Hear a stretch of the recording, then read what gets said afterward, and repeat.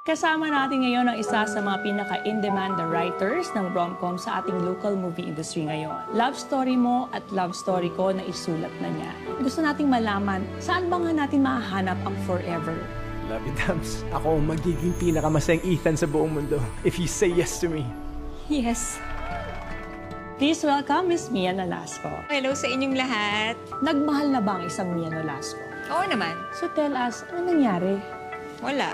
Pag nagmahal ka ng over, mahirap maiwan na bitter. Ethan, alias, Labinang.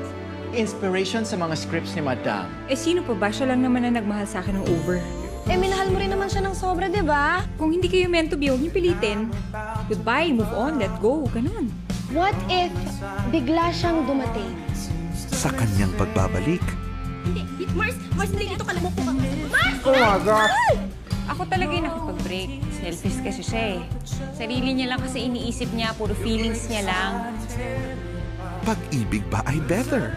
Balita ko, may nagbabalik from the past. Open your heart again. Tignan mo ko. May love life. Pag mahal mo ang isang tao, hahamakin mo ang lahat. Happy ka? Sa script ko? Yes. Sa script o sa buhay mo? Siya lang naman kasi nakakapagpahina ng tuhod ko eh. Benta ko na yung shares ko at saka mga property at ikaw lang makakaalam kung bakit, okay? What about Mia? Palagi ko sabihin mo sa kanya, bro.